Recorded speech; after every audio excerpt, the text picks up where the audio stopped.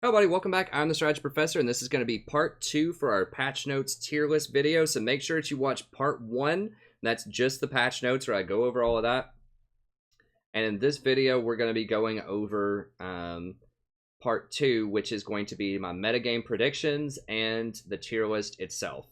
So there is a lot that changed on this patch. A lot. This would have been the longest video I've ever produced. The patch notes video was like 2 hours by itself, but there is so much that changed. I mean, the TLDR, if you didn't watch that one, go back and watch it. At least give it a view. Even if you... But I'll tell you what you can skip to and watch if you really want to know, like, what's going on.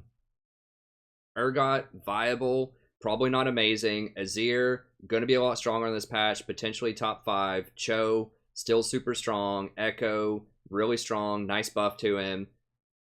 What else matters? Gragas nerf, doesn't matter, still strong. Nasus, extremely strong, perhaps the most overpowered thing of the entire season. Go back and watch my description of it. I think he's going to be obscenely strong. I mean, I said this about Duskblade, and they nerfed Duskblade within a week. They just might nerf Nasus within a week or something. I don't know. He's extremely powerful. So just go back and watch the section on that one. That's something you definitely want to watch. Say Nautilus. Good niche support, probably not going to be played top lane. He's okay in some matchups as support. Sivir, massive buff, especially with this meta. I think that Sivir is going to be the best AD carry in professional play, and I think that she's going to be highly contested. She'll be picked, banned every game, I think, and I think she'll be good in solo queue. Definitely watch the Sivir section. So watch Nasus, watch Sivir. Those are both hugely important. Zac, nerf, still good. Adaptive Helm, I don't understand why they nerfed it. Still important. Duskblade, massive change. Is going to be big meta changing thing. We'll talk about that here in a second, but you can watch that section if you want to. Bug fix, the Thresh bug fix could be a really big deal because they're taking away part of his stun. So there's a lot of good stuff in there, but I spend a lot of time talking about Urgot, Sivir, Nasus, and a few other champions like Azir and Ekko. I kind of break down their skills and talk about why I think they're going to be a lot better. But that'd be the main things. If you just want to watch, you know, part of the last video, go back and watch that. Okay, let's move on.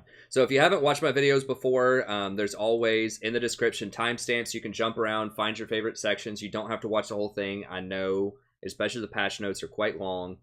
But you can find in the description the timestamps. You can jump around, and you can find access to this Google Doc. So you can just kind of skim through and find the sections that look most interesting to you. I mean, there's 17 pages on this Google Doc. There's a lot of stuff going on this patch. Like, hats off to Riot. They are doing a lot every patch. Like, massive meta shifts every patch. And it takes a lot of effort to research and keep up with that. I mean, it took me 4 or 5 hours to research and write this up, probably. The last video was 2 hours to record. It's going to be 2 hours to upload. This will probably be an hour and a half at least to record and upload. So I mean, this is an all-day affair, like 8 to 10 hours to research, publish this stuff up. So there's a lot of stuff going on here. But hats off to them. It's been a very interesting season. I think this has been the best season of all time. Honestly, there's been so much fresh stuff going on every patch. Really great new systems that are going on. So I think it's a wonderful season. Okay, let's get into the meta predictions. Oh, also, if you want to skip down, I get asked all the time about this by people. You can see little mini guides for all of the top probably 30 or 40 champions at this point. So let's say you want to think, oh, okay, well, Rakan's really good right now. What should I build on Rakan? Or what kind of items should I get? What kind of runes should I use? You can click on the links right next to each champion in the tier list that are all in the top 1st or 2nd tier and many in the 3rd tier. It'll tell you who the champion's good with, who they're good against, who they're bad with, who they're bad against, recommended items, runes, masteries, and if I have an in-depth guide, that's linked there as well. So I've got you covered. Just one quick snapshot page. If you just want to know the quick details, you're about to play a game with them, you just want to know what to do, I got that for you. So, and that's on every patch notes video. I update it very frequently, keep it up to date. So if you want to know anything about any of these top tier supports, you've got that extra information right there. You can email me and ask me too, but the vast majority of questions people ask me about champions are usually answered in those mini guides. Okay. In terms of like basic stuff, like what to buy, when you should pick the champion, what counters the champion, stuff like that. Okay, so meta predictions. Enchanter support's still going to be strong. I say this every patch. I don't think this is going to change until they nerf plus healing and shielding items. It's still really, really good.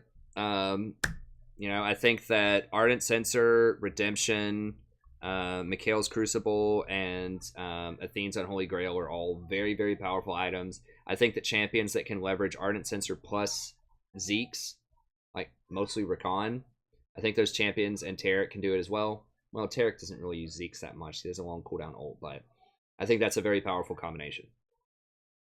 I still put another link in here about Ardent Censer itself. I put a link in here about why the #1 Korean solo queue player really favors Ardent Censer supports. We have even seen in pro play a lot recently, at least in the LCS, I've seen more people picking. I saw some Janna games. I saw some Soraka games. I wouldn't be surprised if we see some Sona games pretty soon. I think we're definitely going to see some Taric games very soon. Now, Taric's a tank, but he benefits a lot from plus healing and shielding. I don't know if you can hear my daughter in the other room. She's screaming. My wife's breastfeeding her. She likes to freak out from time to time. But anyways, I've got all that linked for me here. And then I got some math. So the plus 60 AP is huge for a lot of enchanters. That's something that a lot of people might or underestimate rather, or Ardent Censer. So level 5 E is a 288 shield with Redemption plus Ardent Censer. If you have, Wind Speakers plus Redemption, so the 20% healing. If you add in Ardent Censer, then it ends up being a 339 shield. That's plus 15% extra shield and plus 6 AD for the AD carry. So I think that that's really, really powerful. Another thing is Ardent Censer is reliable. I still rush Redemption in some matchups depending on what's going on. But Ardent Censer is just more reliable. People can run out of Redemption. You can miss with Redemption. You can be late with Redemption. There's a lot of room for error. With Ardent Censer, there is no error. You just shield somebody and boom, you get the extra bonus. And then the 8% movement speed also helps you reposition and rotate faster. So I think you still need to pay attention to the game state, though. There is no cookie cutter build. People ask me all the time, well, what order should I build items on Sona, or how should I build Janna? And there's just not an easy answer on this patch because all 4 of those items are very good in different circumstances. So Ardent Censer is usually pretty good to rush on most champions. But, you know, if your AD carry is really far behind and there are a lot of skirmishes going on around the map, then you may want to go for Redemption a lot earlier than that because it has range on it. It's got that 550 range. So, for instance, if there's just constant fights going on mid lane, but you can't really leave bottom yet because you're just kind of entrenched in a farm off, then you can actually just step up into the river and just toss a Redemption mid lane to influence fights. Or if your jungler is invading the jungler, you can throw a Redemption on him to help him out without leaving your lane. So having that extra semi-global pressure, I think, can be quite powerful. Or if there's just like a lot of team fights breaking out, that could be really good. Especially if your AD carry is just really far behind. You know, they've died a few times in lane. They just don't have a lot of items yet. Maybe you could wait on the Ardent Censer. Censer is still really good, though. And then Mikhail's Crucible might be something you need to rush if they have a lot of CC. So if they have an Ashe, if they have a Sejuani, if they have a Thresh, so if they have a lot of crowd control, then being able to cleanse off that crowd control can be really powerful too. I don't think that rushing Athene's is ever really a good option, but I think that getting it as like a 3rd or 4th item is still going to be really powerful. So you just have to pay attention to what's going on and figure out when and where you need to do certain items. So I think tank supports are still going to be pretty good. I think Zeke's Convergence is great. You get 50% extra damage for 10 seconds. This is awesome on supports that can hold people in place, particularly Rakan, because you charm everybody, pull them in place. Someone like Nautilus, it would be wonderful on. Leona, just people that have stuns to just hold people in place. I have tried this with Tahm Kench. It's okay. I don't think it's amazing because Tahm Kench, he can kind of hold people in place with his tongue lash, and you can, you know, W people. But if you eat them, then your AD carry is not hitting them. So, you know, anyone that can hold someone in place. I've seen people try this on Janna before. I really don't think it's great on Janna. She doesn't need the tank stats. And obviously, you have to, like, press your ult to turn it on, and that's going to blow people away most of the time. So, it's not really a good combo with a lot of the enchanters, but it is very good with many of the tanks. Knight's Vow, I think, is still really strong. They did just nerf it, but it has excess power. I mean, you lost, what, 50 HP on it. That's like 130 gold worth on it. And it's easily over 3,000 gold item, especially when you start taking the passive into account. So, you know, for 2,200 gold, or whatever it is, 2,300 gold, I think, it's still a phenomenally powerful item. So it's not going to matter for supports. It's still great. Locket scaling, still really good. Giant Shield's great for late game. I do like Talisman in some situations, although I've been moving away from that lately, and I've gone more towards Eye of the Oasis. Because that just frees up an extra slot, even for tanks. Like on Rakan, for example, I used to get Talisman, Ruby Sightstone, but if you don't do that, you can get Oasis. It gives you your 4 wards faster. And then that frees up a lot of money so that you can complete your Zeeks and then Ardent Censer faster for that huge boost on your AD carry. Or if you really need a Redemption or a Locket, it just gives you a lot more flexibility in your build. You get to 4 wards faster, and I don't know. I've just been favoring Oasis a lot more, although Talisman is really good with tanks. So, you know, maybe I should be running Talisman a little bit more. We'll see. We'll see. But that's a good option too. So I think that Ardent Censer tanks are probably still the best. So people that have AP ratios that can reliably run Ardent Censer, that have heals or shields, can potentially be the best. So a good Ardent Censer build might be like Zeke's into Ardent Censer, into Knight's Vow, something like that. So I think Taric is a really, really strong support on this patch. I was very surprised. Like, I thought he was going to be better on last patch, but I played him a few times. I thought he was great. I thought that Janna was still better a lot of the time. But on this patch, he is really, really strong. And on this patch, particularly with Sivir. I talked about Sivir in the last video, but their 1-2 punch at level 2 is like, if he basically walks up and stuns somebody with his W, auto attacks them twice, Sivir, auto ricochet for the reset, auto Q, auto. Actually, I guess you would throw your Q first and then auto ricochet to reset auto. It's something like 650 damage at level 2. Like, it's almost literally a one-shot. It's so much damage. So I think that his synergy with Sivir in particular is just tremendous. He can also heal people through tough, like Vayne if she gets a tough lane, or Kalista. Obviously, you can throw him in, start a fight with Kalista. As soon as they're knocked up, you stun them and then like ult to give your whole team invulnerability. So I think he's extremely strong. He's a great Ardent Censer Zeke's user. Zeke's definitely. Ardent Censer's still pretty good, but you could also go, you know, Locket, Redemption, Knight's Vow. There's a ton of options, so I think he's strong. I think that Taric's really good, or Rakan's really good too. Rakan's a much better engager. Doesn't have as much shielding and peeling, but Rakan's probably my favorite engaged champion right now. Sejuani's another one that can use it. You have to go...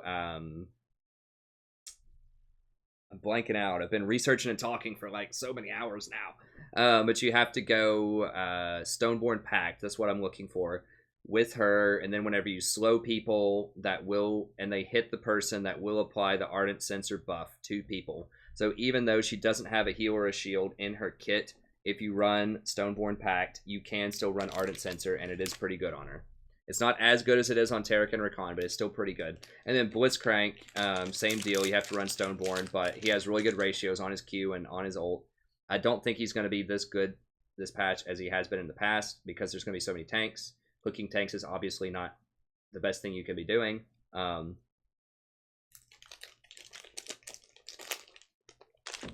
But he is pretty good with it. So you could go, for instance, like Talisman, Zeke's, Knight's Vow, Ardent. Or just straight up, like Eye of the Oasis, Ardent. Or Eye of the Oasis, Zeke's, Ardent is what I find myself doing a lot. Taric is going to be a beast on this patch. We'll talk about that in the tier list video, but I think he's going to be extremely good. He's very, very good with other tanks. And with Sivir. Okay. Pure tanks, I think, are going to have problems if they can't get Ardent Censer. I think they're going to fall behind Taric and Rakan, most notably. because they're not going to have the plus healing and shielding scaling.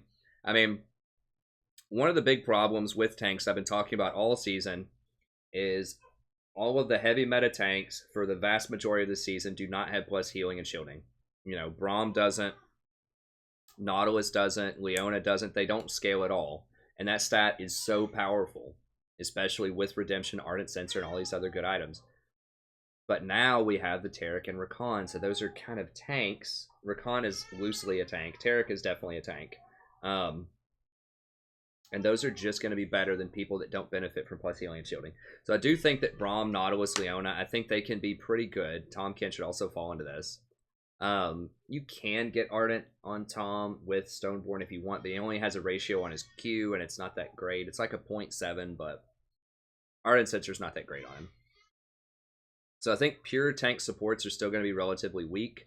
There is a cute interaction between Locket and Gargoyle Stoneplate, where you just can give your team like 1,000 shield for 2.5 seconds, but it's really gimmicky. It doesn't have enough CDR. It's very expensive. You're just better off going with your forward item and then just Knight's Vow Locket if you want to go for a pure tank. I think of those, Braum is probably the best. He's really good at team fighting. Nautilus is very good against Vayne in particular, because you can lock down. She can't really roll away and dodge her ult. And he's pretty good with engage, but I think overall pure tanks are in a weak spot. I think that Taric, Rakan, and then Sejuani to a lesser extent are really where you want to be if you want sort of a tank type of champion.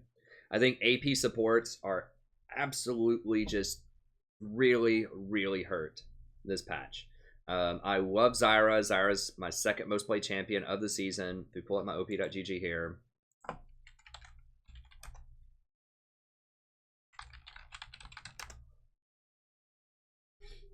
I love Zyra. You know, I've got 300 games with Zyra, 55%, so she's been pretty successful for me. I love her, played a lot.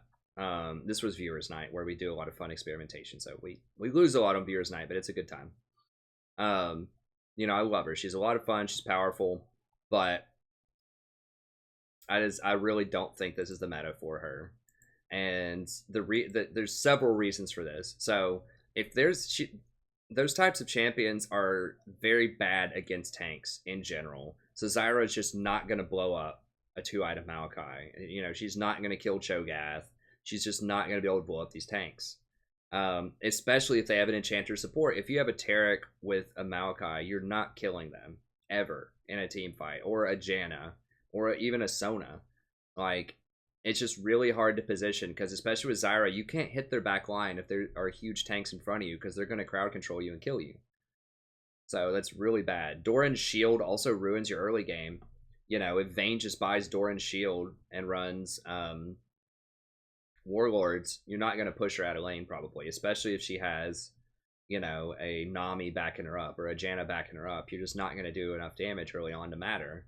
And there aren't going to be a lot of early game AD carries to burst you out. Jhin just got nerfed really hard through itemization because of Duskblade nerfs. So did Misfortune. So did Varus. Lucian has been hurt repeatedly by itemization nerfs. So all of these historical like early game bullies just aren't good now. All you've really got is Draven. If you have Draven, you can put Zyra with Draven and get some kills early game. So that might be the one time when you could run something like a Zyra would be with Draven. But, you know, if you have a Vayne, a Sivir, I guess Sivir can blow people up with her Q now, early game. So maybe you could put her with Sivir. But like Trist, Vayne, Kalista, like all these champions are not very good with Zyra. And Adaptive Helm, they just changed that. That's going to hurt really badly. They already, like, AP supports already had a really hard time against enchanters because past 25 minutes, you just can't compete with, you know, Redemption, Ardent Censer, and all the other stuff, Mikhail's, all that stuff, especially with Eye of the Oasis, because they're going to get so much more gold than you. You know, they're going to have 1,500 gold from you just from Eye of the Oasis, you know, past 25 minutes. So just not a good time to be an AP support, unfortunately. I know people love it on the channel, but Brand, Zyra, Vel'Koz, I think all of these are just in big trouble. I think that tanks are going to continue to dominate. Definitely in the jungle and probably in the top lane. There's going to be some good tanks in bot lane too. But as I explained in my last video, Nasus is must pick ban every game.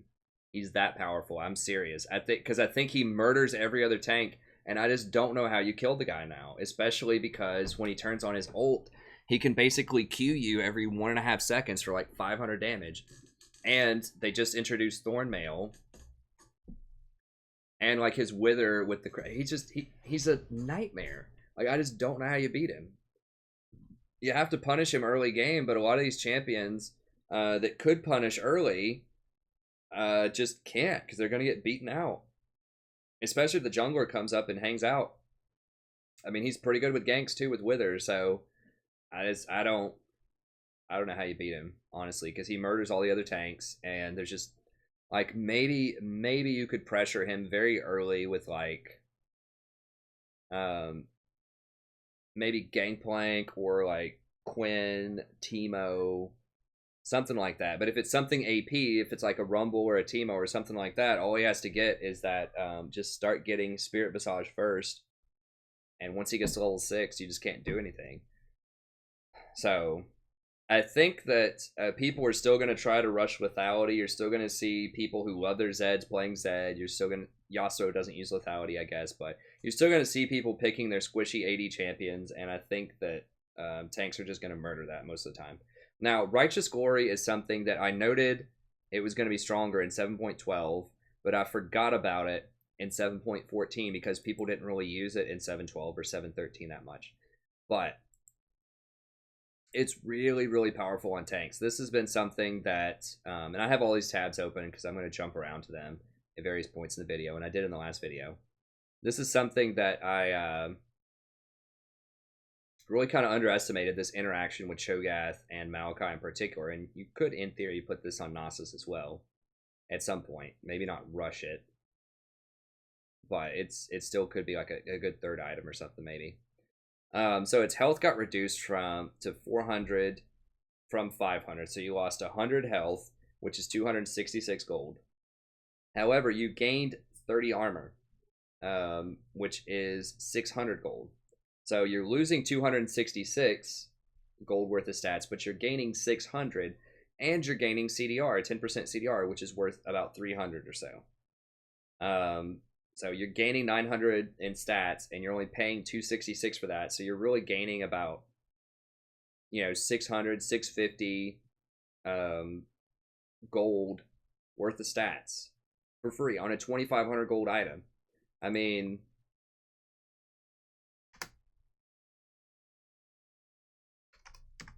you're gaining like 25% gold efficiency off of that based on where the item used to be. So yeah, you lost this passive. Who cares? Like, this passive didn't really matter that much. The active they changed to where you can't run around people anymore. Like, as soon as you get close to somebody, it's going to proc. That doesn't matter too much. It's still good. But the big thing is you just have so much more base stats on it. So, it's 106% efficient. So the passive's just kind of free at that point. And everything here is pretty good on champions that want it, Some mana is good. Like, Nasus does need some mana so he can spam his spells in fight, so he can farm with his Q. Maokai needs some mana. Cho'Gath needs mana because they have a lot of spells that you're going to be casting a lot. So that's just an insanely powerful item, particularly on champions that can get kited, that have really powerful interactions if they get close, like Nasus, Maokai, Cho'Gath. So I think, and that champions that otherwise don't have gap closers. So those champions don't have really reliable gap closers. Someone like Sejuani can charge in if she wants to. I mean, she can run Righteous Glory as well. But yeah, that item is really defining the meta right now. And I knew it was going to be better in 7.12. I just forgot about it in my last patch video for 7.14. I didn't expect the Maokai to be that strong, but he is that strong. I mean, I pulled him up in the last video. I think I've still got him in here somewhere. Let me see. Cho. We had 2 Chos. Talked about Lissandra, Lux, Iceborne Gauntlet, Thornmail. We'll keep Taric. We'll pull him up here in a second.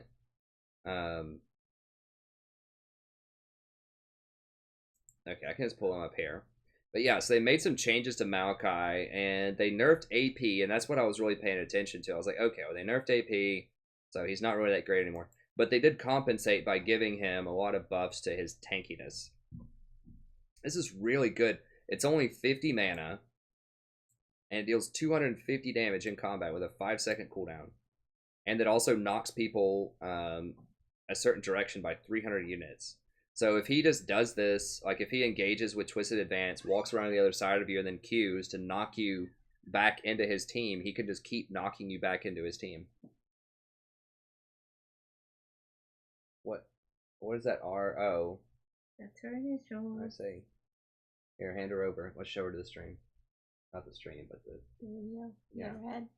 Yeah. My wife just dressed up my daughter. She likes this.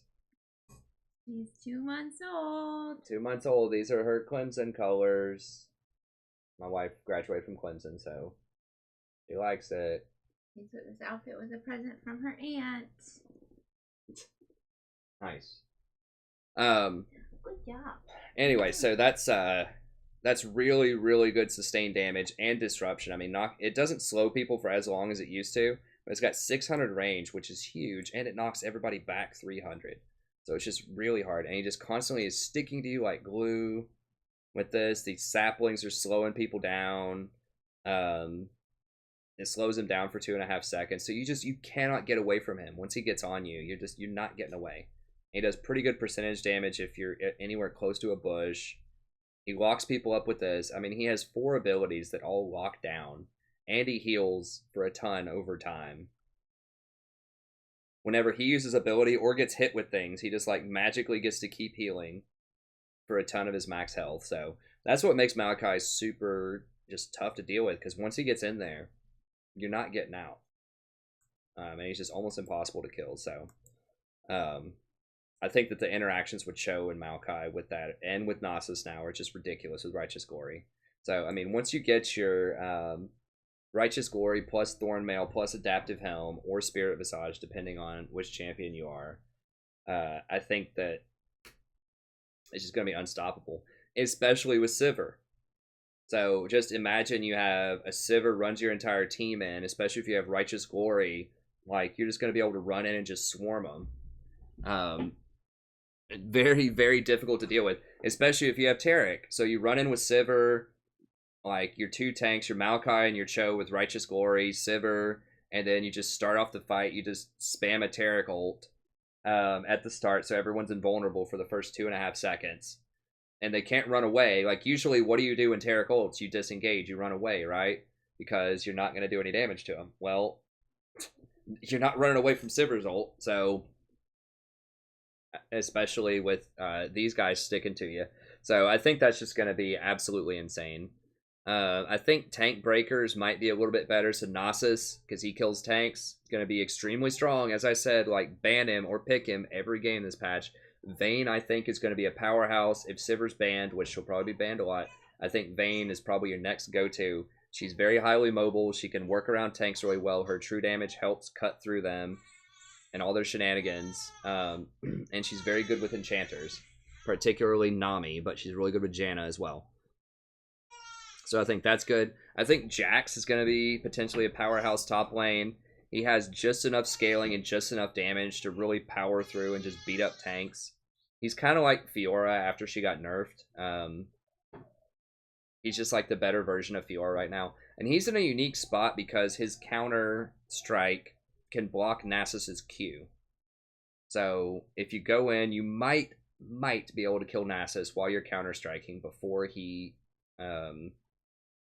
gets enough power to fight you back. But it's still a really big if. I think Fiora can still be really good, even though they nerfed her a little bit. I think she's still good against tanks.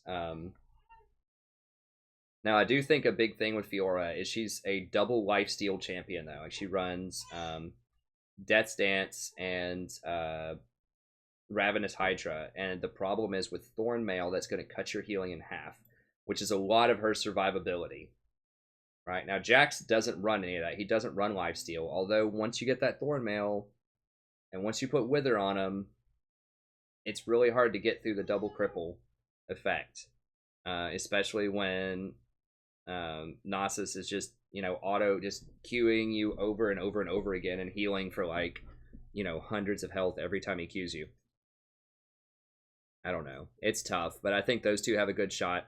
Cassiopeia is pretty good too, although Adaptive Helm hurts her a lot. Azir's pretty good against tanks. Adaptive Helm hurts him a lot, but I think those are definitely going to be more powerful than they were in the last patch. And I think Enchanters are super strong right now. So, Taric, Sona, Janna, Soraka, and then also to a lesser extent Braum and Sejuani. Because if you notice one thing about a lot of these champions that I'm talking about, right? Like a lot of these tanks and tank breakers, one thing that you might notice is a lot of them are melee. And what is really good with melee? Sejuani. Because Sejuani...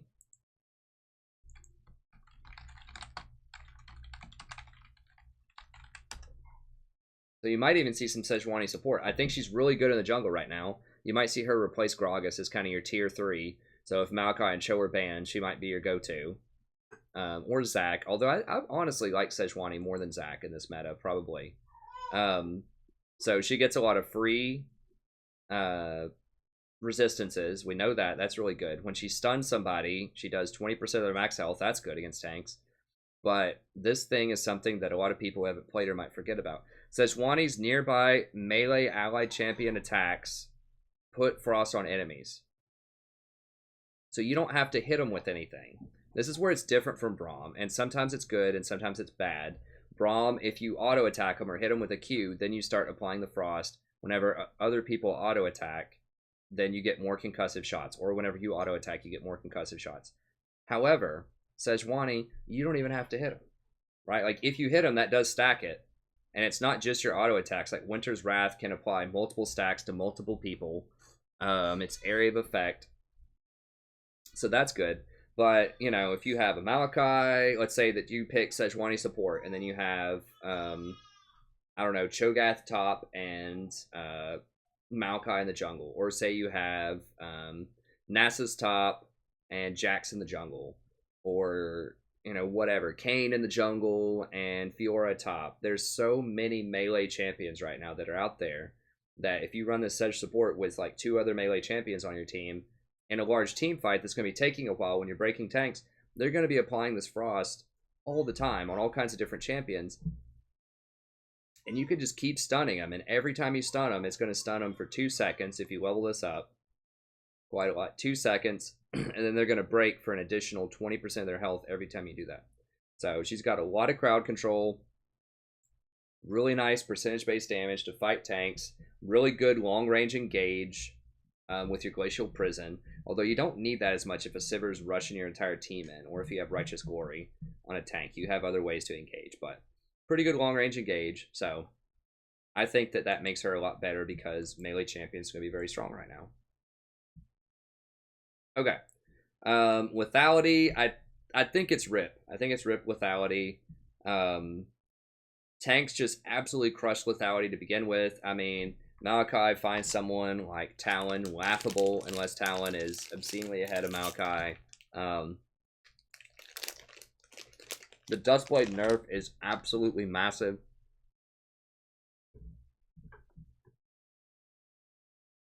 I talked about this in the patch notes analysis, but look at that damage difference.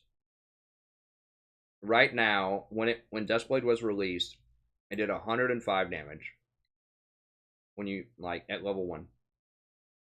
Now, it does 45. 45 damage. So, that's a lot lower. And now it doesn't proc the slow, which is important. I mean, this is something that Vayne was using. She could just roll and turn invisible and hit. Vayne's still good. She doesn't need the lethality. It was cute, but Critical Strike is still really good. Critical Strike was arguably even better than lethality. It's really going to hurt like the Jhin, the Misfortunes, all of that stuff that I just talked about, I think, a little bit ago. I can't remember if it was in the last video or whatever. But, yeah, this is going to hurt Jhin, Misfortune. Varus never really made that much of a comeback. Mostly Jhin and Misfortune, and then Rengar, Kha'Zix, Kayn, Pantheon, Quinn, Wukong, Jarvan. All these champions are going to be really popular. Now, I think that some bursts still can be good, so I think that like Lethality Jarvan can still be really strong, Wukong, but those without the utility are going to suffer, so like the Kha'Zix Ring Arcane. So I think you could still see Jarvan and Wukong because they have enough mobility to get to that backline to hit the squishies. They can get around the tanks one way or another. I mean, you can have a Maokai sit there all you want, but if Jarvan just flag and drags and then flash ults behind him to get onto the ADC, he can still one-shot him. Same thing with Wukong. If he just like sneaks up from a flank invisible and then just like flash ults the AD carry, you can still one-shot him. So I think that those two are good. Also, you know, the area of effect knock-up and the shred from Black Cleaver on Wukong is very, very good. You know, good team fight utility. And then Jarvan, of course, gives everybody attack speed. He shreds armor with his Q. He does a lot of really nice things. So both of them have utility, and they're still pretty good in the meta. But like Kha'Zix, Rengar, and Kayn are all going to be hurt quite a bit. So, you know, one thing that you need to ask yourself in this meta when you're thinking about ADCs and mid laners and top laners really is, can this champion handle a righteous engage? If a mega tank comes running at you with Righteous Fury, a Maokai, a Cho'Gath, Nasus, something like that, what are you going to do about it?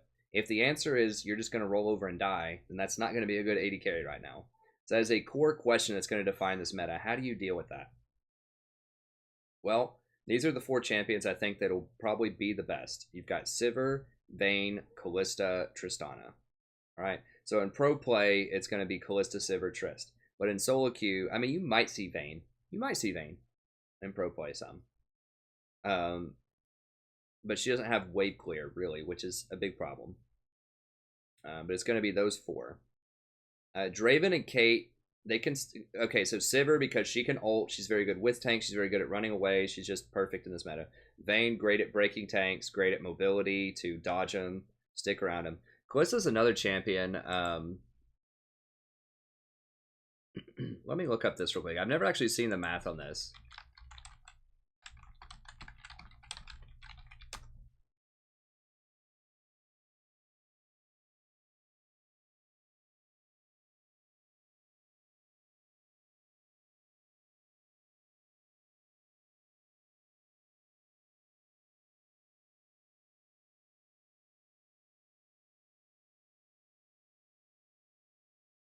Okay, I didn't see this in the wiki.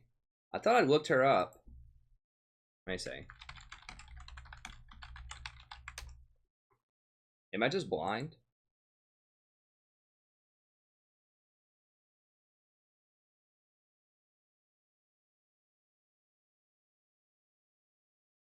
Okay, Kalista's basic attacks, large spears. Stacking up to 254 times. Rips spears from enemies, dealing physical damage and slowing them. Spears beyond the first, dealing reduced damage. That is what I don't understand, is how much reduced damage. That's what I've been looking up here.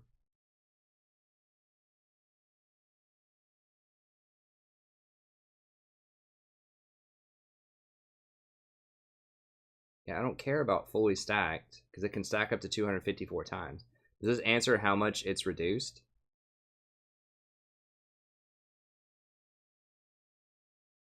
Okay, so what? At level 9, you land 4 spears, it does 156. Damage per additional spear. 30%. Okay. Okay, so what? It's half damage? Or 32. Okay. How's that worded? Beyond, okay. So spear, okay, so that gives you, so that doesn't say right here on the wiki how much the, oh, there it is, damage per additional spear. Okay, why would you not just put that right below? That's so confusing. Okay, so that's how that works. All right, so you can, this is what makes Kalista really strong. You just stick a ton of spears in people, and then you can pretty much, like, one-shot someone really quick so that they can't, like, regenerate through it a lot of times. That's what makes Kalista particularly strong, and it slows them, so she does a lot of sustained damage. It's just very delayed until she uses her red. and she can rend and deal it to a lot of champions at once. Okay. So yeah, I think Kalista's going to be very good, and of course she can orb walk very well. So whenever she attacks, she gets to do a little hop in a direction, which allows her to kite very, very easily. It's very hard to catch a Kalista, especially when she gets a lot of attack speed later in a game. So Kalista very mobile, Vayne very mobile, Sivir very mobile. Tristana can blow people away with her ult. And then, of course, she can jump away, too, so she's very mobile. So they're all very mobile. They all scale very well. They're all pretty good against tanks. Trist is probably the worst against tanks, but she's still a very good critical strike user. So that's helpful. Kalista's Rend also gets around the Thorns to some extent on Thornmail, like that passive that deals you damage, because it doesn't do that much physical damage. The Rends don't. It's that burst damage is where most of it comes from Rend stacks, and a lot that doesn't get reflected back to you. It's only your auto attack damage that gets reflected back. So that makes her particularly good against Thornmail. She's still going to take some damage from applying the Rend stacks, from applying the spears, but it's not going to be like, it's not going to hurt her as much as trying to kill a Maokai that's like got 200 armor when you have Thornmail and you're trying to crit him to death. It's a lot better to use Kalista to kill the tanks rather than trying to crit him to death. Okay. And then Jhin, Misfortune, like I said, they're going to fall off really hard. Jinx has the potential to be a powerhouse. I talked about how this bug fix to where her rockets are going to do a ton more damage with Hurricane could be really powerful. But in the end, if Maokai is running at her with Righteous Glory on, I just think that she just cries, unless you have a Janna appealing for you or something. I just think that she's just too immobile.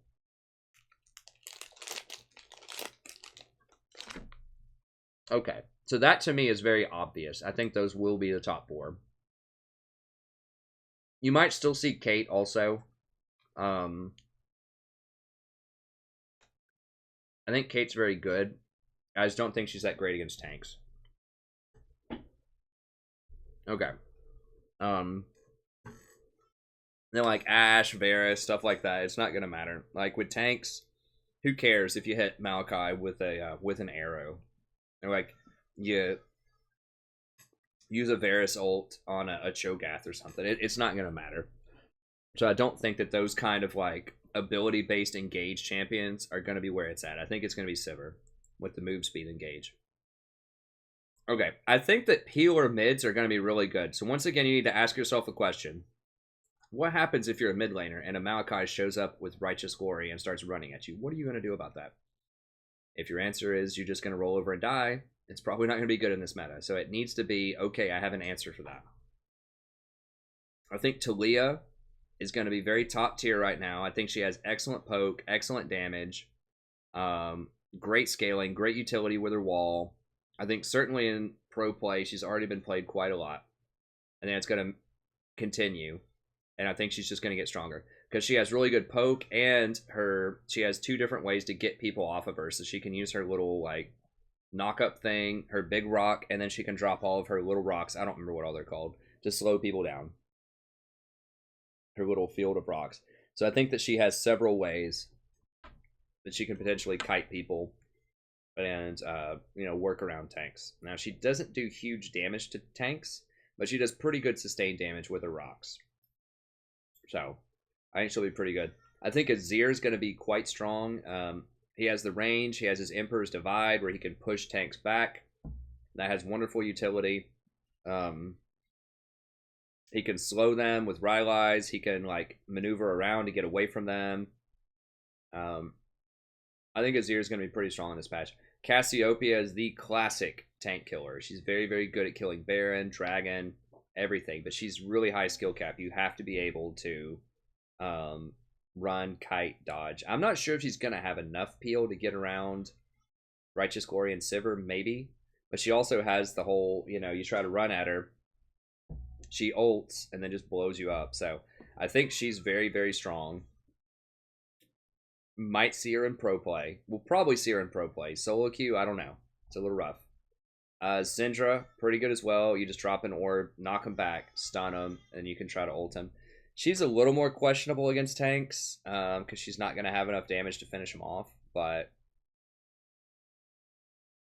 I don't know. We'll see. I definitely like Talia, Azir, and Cassiopeia. I think Syndra's okay. I think something like LeBlanc could be okay. Anivia's okay. Obviously, she can wall people who want to engage, and then she can use her Frost Field to try to do a lot of damage. I think Corki is extremely powerful. I think he's still going to be the best middle. He just does insane burst damage, really good poke, really excellent scaling, very safe. So I think that he's going to be really good. I think Ekko's going to be super good too, reasons I described in the last video.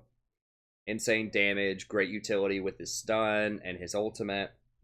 Really good survivability, really good scaling. And they just directly buffed his mobility on this patch, so I think that's all really good. I think that Orianna and Malzahar are also really good from the other end, so if you have the engage, if you have the Sivir on your team, if you have the Righteous Glory engage on your team, you can follow up with Orianna and Malzahar. Ori's classic with tanks. You just put your ball on them when they go engage, ult, boom, kill everybody. And then Malzahar is pretty good too, because that'll let you get in there and lock somebody down. He's pretty good against tanks. He has pretty nice sustained damage with his minions, and some of his disruption. So I think he's alright. I think that standard assassins are definitely going to be weaker. Tanks have a lot of CC to lock them down. Obviously, they're not good targets to try to blow up. Cho'Gath, Nasus, Maokai, Gragas, Sejuani. It's just really hard to kill these things with Katarina, Zed, Talon, that type of stuff. So because there's more tanks, there's less viable targets to hit, and they're more likely to be able to crowd control you if you're trying to go for the kill on squishies. LeBlanc is still probably pretty strong because she's just so like mobile and sneaky. A good LeBlanc player can play around that in solo queue and still probably catch people out and kill them before they even know what's going on. But I think that like Fizz, Kassadin, Katarina, Zed, Talon, I think all of these are going to have some really hard problems on this patch. Okay, how are we looking on time?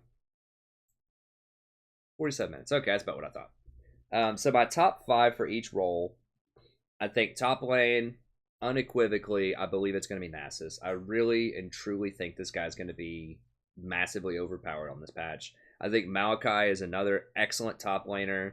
He's just the premier tank. He's been nerfed a lot. He hasn't been, or buffed a lot. He hasn't been nerfed. At least not on the tank end. He got nerfed AP wise, but whatever. Cho'Gath, it was really just like the only thing they nerfed was like the cheese, like just put a bunch of saplings in a bush and just rush like Void Staff Leandries and Thunderlords and then just like one shot people, which that's toxic. You know, there's not really a lot of counterplay to that. So they fixed that, but they did compensate, and they didn't just nerf that. They gave him buffs to his tankiness, and that's what's made him really strong now. So I think Nasus, Maokai, I still think that Cho'Gath top lane is going to be a powerful thing. Less so than Maokai. I mean, Mao and Cho are very susceptible to ganks, so you have to be careful. Nasus is too, although Wither gets you out of quite a few things. Jax, I think, will be really good top lane. I think he's the premier tank breaker right now. Theo could still be really good. Camille is okay. I just don't think Camille has enough gas in the tank. She's just not fast enough to deal with some of these tanks to keep up with their healing. So yeah, I think Jax is probably the go-to. I think Kled is another one who's super strong right now. Could potentially just take over top lane. So I think all of those are pretty good options. Like I said, with Theo kind of being the honorable mention. It's really hard to decide top lane. I know Nasus is number 1. I think Mao and Cho are like 2 and 3. The next ones are kind of whatever. That's kind of up in the air, but I feel like those are definitely the top 3. Mid lane is really tough to decide. I think all of these could be viable and good. Corki, I think, is probably the best. He just beats up all the other ones. He's very aggressive. early on. He scales very well. He has great poke. He has great all-in burst. He has great roaming with his package. He's really safe. He's just very, very difficult to deal with. Talia, now, you know what would hurt Corki, though, is Adaptive Helm, because that would apply to his auto attacks, since they are, I believe, since they are primarily magic damage, it would reduce the magic portion by 20%. So Adaptive Helm, very good versus Corki. Obviously, it would reduce the damage on his rockets as well. Talia is another one. Ton of power, lots of damage in her Q. Great peeling, great utility, great roaming. So I think that she's got a lot of power. Orianna, classic pick, nice, safe pick.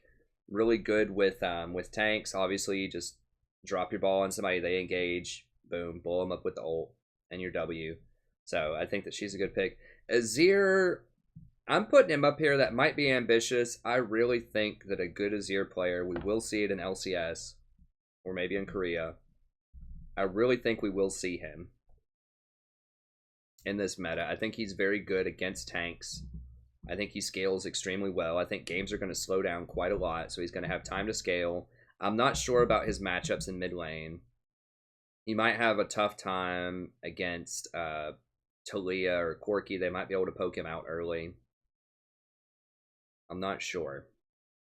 But I feel like he's going to be pretty strong this patch. That could be wrong. I feel like he'll be strong.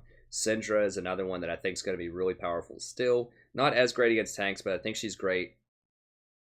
I think she's a good pick into Corki and Talia. I don't really know. I see people pick Corki into Syndra, I think, a lot. But anyways, I still think she's good. I think Cassiopeia is very, very good against tanks. It's just, how good is she against these other matchups?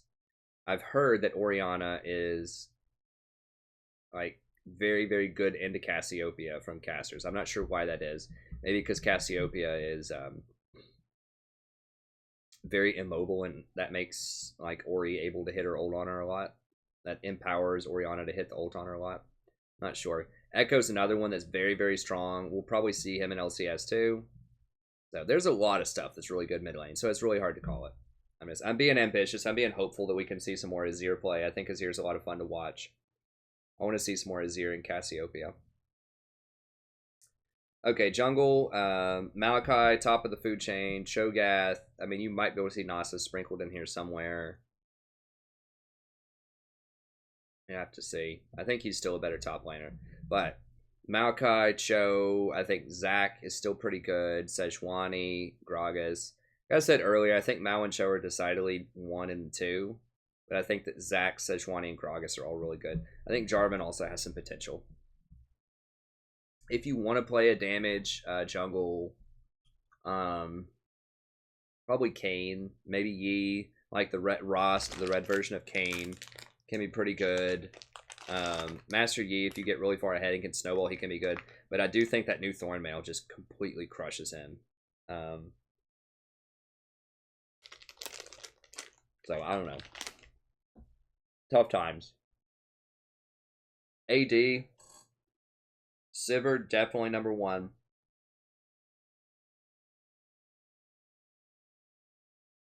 I think for pro play, Kalista's number 2, but for solo queue, Kalista's so hard to play. I think she's got to be a little bit lower. I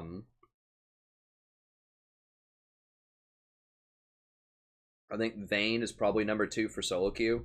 Vayne is still kind of hard to play correctly, but, you know, near the end of the game, a lot of times you can just right-click and just kill people if you have enough critical strike. So I think Vayne can be really good. I think Tristan is really good. She's a safe scaling option. I think those 4 are definitely up there. I think Kate's still good. I think Jinx and Draven deserve some honorable mentions. Draven for solo queue maybe should be as high as like number 2. I don't think he's better than Sivir. But if you're like a good Draven player, you can punish Sivir and Vayne early. You're just very susceptible to tanks. I mean, you have stand aside to try to stop them, but I think you're just going to get swarmed and killed probably as Draven. Jinx, same thing. You have a lot of power, you have a lot of scaling, but you're just going to get swarmed and killed most likely. Xayah could also be really good here. She can avoid people trying to dive her, at least for a little bit. And Twitch is another one that has fallen totally off the list. I've lost a lot with Twitch lately on my team, and I think he's just outdated. I mean, he's a Bork Hurricane user that is very immobile, very weak early game, can't pressure people. So I just think he's too slow. Like, he can be really powerful late game, but he's slow, and he's really counting on your team not having any way to get on him or crowd control him. And I just think with all of these, righteous tanks, righteous glory tanks, and Sivir and all that stuff, I think people are going to get on you. They're going to lock you up, and they're going to kill you as Twitch. So Twitch can still be powerful. I think he's going to have a hard time. All right, let's go ahead and look at the support tier list now. Let me grab the rest of this drink here.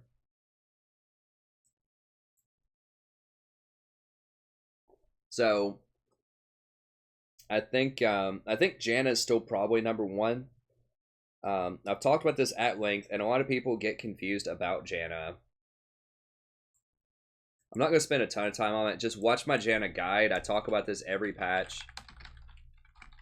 But she's still the most controversial support on my stream, probably, and probably, like, anywhere. She's the most misunderstood champion. I think just straight up, just not even, like, support, but just in League of Legends, no one knows what she does or why she's powerful. Because she's the most subtle champion. It looks like she's doing nothing, when in fact she's doing everything. Like, she's so powerful. And anytime I lose a game with Janna on stream, people are just like, oh, you should have definitely played, like, a better engaged champion, or you should have definitely played, a champion with a lot more damage. You can't really, she's too team reliant. She's really reliant on your ADC. And what I have to say to that, a lot of the time, is, first of all, it's a team game. You're going to be team reliant. But if people are talking about damage and carrying, think about the other side of that equation, right? So if people say you got to do damage to carry your team, what happens? How does the enemy team win if they don't do damage? Think about the other side of that equation for a second, right? It takes two to tango. So in order to do damage, you have to get through any kind of resistances or anything stopping you from doing damage, right? So, doing damage is all well and good, but if they have a Cho'Gath it's like 6 item, you're not going to be doing a lot of damage. So it looks nice to do damage, but you're not going to do that much damage. The same is true with Janna. If you can stop the enemy team from doing damage or doing what they want to do to make plays to kill your people, if they don't kill anyone that you're around, you're stopping them from carrying. You're the anti-carry. That is a form of carrying. If you stop them from carrying, you are carrying. Okay? So carrying does not mean doing damage. Carrying means exerting a level of influence that surpasses other people in the game. That's what carrying means. It means you're giving your team a higher chance to win the game. That is a carry. Now, a lot of times it does show up as damage. You see, oh, well, that person carried because they did they got 15 kills that game. But people won't see that as Janna as, like, they'll see your AD carry on your team going like 12-2 or something like that. They'll say, oh, the AD carry carried that. But what happened potentially is Janna stopped 7 kills on your AD carry. So you just denied 7 kills and you allowed your AD carry to snowball much higher than theirs because you saved them 7 times. So it's like you got 7 kills, but they don't show up on your stat sheet because they're anti-kills. You prevented 7 deaths. So it doesn't show up. Like, she does get a lot of assists and she rarely dies, a good Janna player.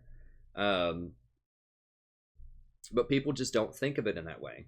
She's very, very good at stopping people from dying. So why is that? What is it about Janna? Watch the guide if you want to watch the whole thing, or if you want to know much more about it. A lot of it is her shield. This is the most powerful shield in the game. It's 240 base, and it gives extra AD. This is where the scaling kicks in. All right, it's like you give your AD carry or whomever you shield an extra BF sword. So you're giving them an extra 1,300 gold worth of AD. That's with no AP. Once you start getting over 100 AP to 200 AP sometimes, with some of these builds, if you get a Theans as like your 4th item, you'll get to 200 AP, which would give an additional 20 AD. That all scales with Critical Strike. And I talked about this in my Janna guide. See, I'll go ahead and pull that up really quick. I'm not going to spend a ton of time on Janna, but she's the most controversial champ, so I like to pull her up. So watch this Janna guide. I explain it in depth. Like, what's up with it? A lot of people have learned a lot from watching this guide. But I just want to pull up the Google Doc really quick, and I just want to show you just some math here on Janna, and then we'll move on, all right? So really basic stuff with Janna. Let's say that your AD carry gets 1.5 attacks per second. Okay, so they have some attack speed over 5 seconds.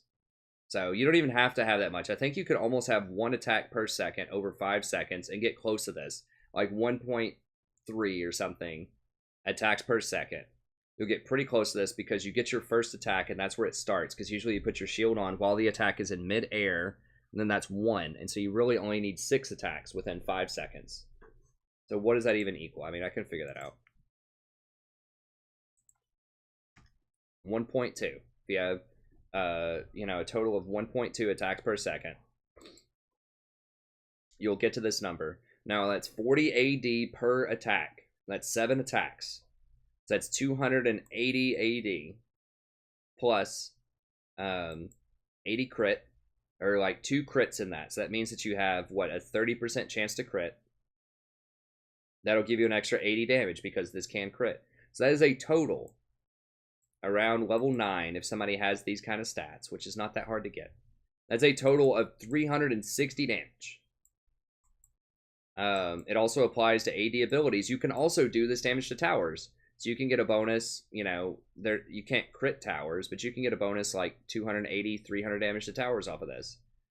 You also give off 240 shield, which scales with resistances. So if you have 42 magic resist, then it's going to block a total of 340 damage against AP champions. So if you're against an AP assassin with your AD carry, then you're getting a total of 700 combat effectiveness. So what if you read on an ability, point click, 7-second cooldown once you get your CDR, point click, deal 360 damage to target champion, and prevent 340 damage from an allied champion. Would that seem overpowered to you? I mean, I think it would. Now, if you have 20% plus healing and shielding, which, that's just Wind Speaker plus Redemption or Wind Speaker plus Ardent Sensor, then all of a sudden you're blocking 408 damage. So that's the thing. It also, like I said, can do damage to towers, and it can prevent damage to towers. Somebody asked me the other night on stream, is it worth it to shield your towers? Yes. Yes, it is absolutely worth it to shield your towers. So let's say that you shield your tower. Let's say that you shield your tower for what, 240? I'll figure this out real quick. 240 times 1.2. It's 288 total. You just have 20. Let's say that you have. Let's say that you go Ardent Sensor first, which is the most common rush on her. That's 60 AP. Plus you get like 25 from your runes. That's 85 AP. You got a 0.7 ratio on your shield. That's about 60. So that's 300 base times 1.2. That's 360 shield. Okay?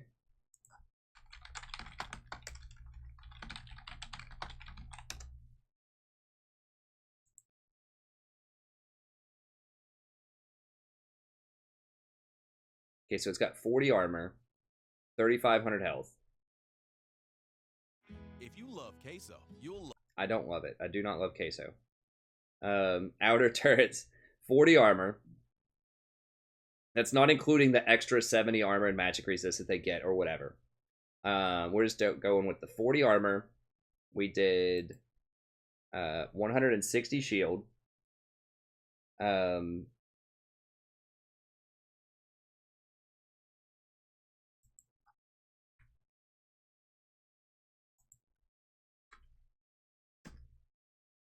That's going to block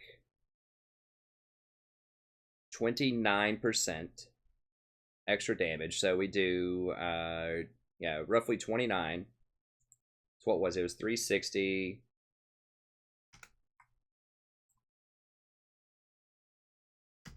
So that prevents about 465 damage on a tower if they do the entire damage of the shield, which is one item, with just Ardent Sensor and just your base runes. That's 465 damage. It only has 3,500 total HP on it. So divided by... So you're basically effectively giving your tower 13% extra health every time you shield it when they're sitting there sieging. So let's say they try to siege your tower all the way down and you put 6 shields on this bad boy. Over time. That's 80% extra health. You know, if you put 8 shields on it, it's about 100%. So eventually, like, you are doubling your tower's health. So by the time they're able to cut through your tower at level 1 through these shields, if you put them up, it's basically like they had to cut through 2 towers. Like, that is ridiculous. That's so much defense on the tower. And that's assuming that they keep chipping away. If you just keep putting shields on it, every time they come up, they may not even damage it at all for a long time. Because you're not going to run out of mana as you keep getting mana coins a lot of times. So that's Janna in a nutshell. Like, that shield is ridiculously powerful. It can shield towers. It can kill towers a lot faster. Shield allies, do extra damage for allies. You can stop movement with their tornado. You give everybody a bonus 8% move speed when they move towards you. It's like giving them an extra set of boots. You permanently have an insane amount of bonus movement speed. Just no cooldown, nothing. Just for funsies, she gets 17% move speed to run around. It also slows people by 40% for 3 seconds, non-decaying. Oh, and by the way, her ultimate can blow everybody back, reset an entire fight, and heal your team for 450 on everybody, plus 150% AP ratio. I mean, everything about her is just ridiculous. She is extremely, extremely powerful. And if you don't know how resists work, she's very, very good with tanks. And I talk about resists right here. So shield scale with resistances. So, for example, if you have 100 armor, if you're a tank and you have 100 armor, it's going to take 600 physical damage to break that shield, because it's going to take 100 more damage. If you have 200 armor, it's going to take 900 physical damage to break a Janna shield. 900 physical damage to break a Janna shield if you have 200 armor on a Maokai. That's easy mode. Maokai gets like a base of like 90 armor once he levels it up, and then all he has to get is, you know, Thorn Mail, and then just start building whatever, Gargoyle Plate or something. It's ridiculous. 900 damage in order to cut through a Janna shield that's just shielding for 300. That's not even including plus healing and shielding and AP and all of that stuff. It's just, Janna makes it impossible to kill people, especially tanks. So that's why she's number 1. It's just, it's really hard to engage onto her. It's really hard to lock her down. She's super safe. She's really fast. She rotates. Insane scaling. Just crazy shielding and healing. She's just really, really powerful. And a lot of people don't understand why that is. And that's okay. Just watch my Janna guide. But just trust me, she's the number 1 support. Really, really strong.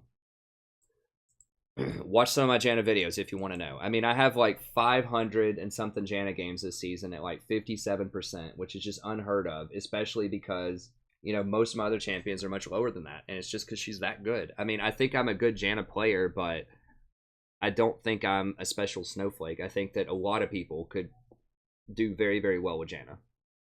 Okay, Rakan. So Rakan is another one that over the last couple of patches I've really come to love quite a bit, And the thing about him is he has really strong engage, but he also has escapes. That's the key between someone like Rakan and someone like Leona or Nautilus or any of these other hard engage supports is he can escape. So you can go in, you know, Alt W, like zip in, crowd control someone, hit them with your Q for a heal, and then just jump back out if you have to. You don't have to stay in and get hit by everything. You can just constantly jump around. That's really powerful. He can also escape when he's going to ward. So let's say you go, or just whenever, you just jump over a wall on a W that's a really short cooldown when you level it up. It ends up being like a 8-second cooldown with the CDR. So you can just zip around. You can shield people. The shields are quite nice. It's 150 per once you max it out. So it's a total of 300 shield every time you press E. That ends up being on like an 8-second cooldown also. And that lets you apply Ardent Sensor to multiple targets as you jump around. And it gives you mobility so that you can get away from things. Like, he's just so versatile. He's very good with Zeke's because you hold people in place when you charm ult him. And you like that tankiness because you're going to get hit by some stuff when you go in, right? And you like the CDR, and you like the mana. So there are just a lot of really, really good things you can build on Rakan. So you can build Zeke's on him. Ardent Sensor I just talked about is really good on him. You can go Redemption, which is good on him. Because he has pretty nice shielding and some healing on his Q. Has really nice AP ratios on his stuff. So getting Ardent Sensor is particularly good because you get AP out of it. You know, he can go Knight's Vow. It's not the greatest item on him. It's okay. He can go Locket, which is really good. So there are just a lot of different builds you can do with Rakan that make him really powerful. I have a guide out for Rakan too. So be sure to check him out. He's strong.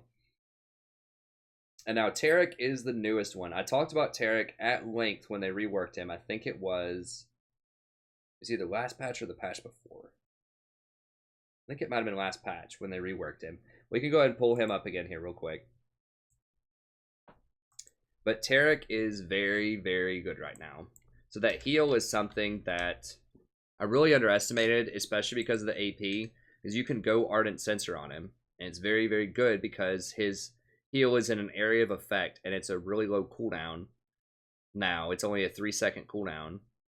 So you can constantly keep that up. It's almost like Sona. You can just constantly keep Ardent Sensor on all kinds of people in team fights. And the fact that it has an AP ratio now is pretty huge. So the base heal did get nerfed, but with 3 charges of this, then you get a 90 heal plus 60% AP plus 3% of your max health. So, you know, if you're sitting around at like 2,000 health off of items,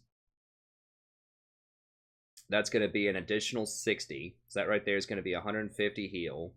Then if you have 100 AP, that's going to be an extra 60s. That's a 210 heal off of 3 charges, which is pretty easy to get in a fight.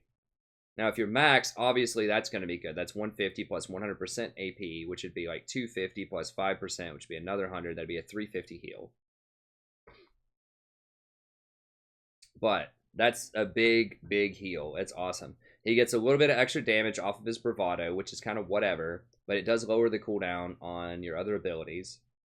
Now, his passive does give off bonus armor based on Taric's total armor, not his bonus armor, his total, including his base. So if you have 100 armor, you know, you're giving extra 20 armor to your partner. It shields for 12% on you of your maximum health and on your target of their maximum health. So really good on tanks. You know, when you have these 3,000 HP tanks and you shield them for 360, that's, rumor has it, that's pretty good. So shielding tanks is actually preferable to shielding squishies on Taric, and giving them that extra armor is really nice too because they're going to have a lot of health. So that's a powerful interaction. The stun is really nice in a team fight if everyone's clumped up. Have a high probability of stunning multiple targets. And then, of course, his ultimate with Cosmic Radiance just makes your entire team invincible. Historically, the way that you would deal with this is you disengage, you just run away. Whenever he does that, well, you can't do it with Sivir. You can't do it if there's a Maokai in your face that keeps crowd controlling you. You can't do it if there's a Nasus, you know, running onto you with Righteous Glory, Withering, and just keeps spamming, I want to call it Frozen Fist, Iceborne Gauntlet procs on you. You're not getting away. So in this meta, there's a lot of crowd control tanks, and that means that Cosmic Radiance, you're going to get to sit there and hit them while they're invulnerable. So they can't disengage that easily unless they have Sivir on their team. But yeah, so he's almost immovable in lane. The changes to coin help him astronomically, because previously he had some mana problems in lane, especially in tough lanes where you had to use your heal a lot defensively. But now, since coin virtually gives infinite mana,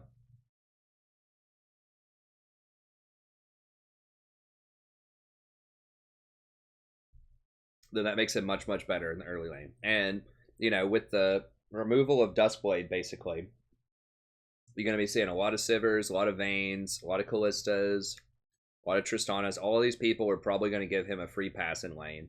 So, I think he's super, super strong right now, especially with Sivir. So he's great with the tanks for the reasons I just described. You make him invulnerable, you shield him, you heal him. Healing is very good on targets with lots of resistances. I just talked about that. And his versatility, you know, you're just not going to beat him in a team fight. If he runs Ardent Censer, and especially if he gets Redemption and Locket, like, that's just so much. Like, you have invulnerability, AoE healing, shielding, redemption procs, locket procs. It's just disgusting. Like, you're never killing anybody in a fight. And he puts out, like, his damage isn't amazing, but it's like, it's okay, I guess. I don't know. I think he's extremely strong. Like, he was strong last patch. I kind of overlooked just how good that heal would be, but I think that, I don't know. He was. I feel like he still kind of could get bullied out and had a bit of a hard time against lethality users early. I think that Janna and Sona could kind of outshine him, but now that we're going to be entering the Sivir meta and people have started figuring out, oh my god, Maokai is really powerful with Righteous Glory and stuff like that, then I think that he's definitely going to rise to power. So very, very strong, especially with Sivir. So pretty good with Vayne too. But yeah, very, very strong champion on this patch. I think he's definitely top tier. He doesn't engage, and I think that Janna is still better for overall disengage.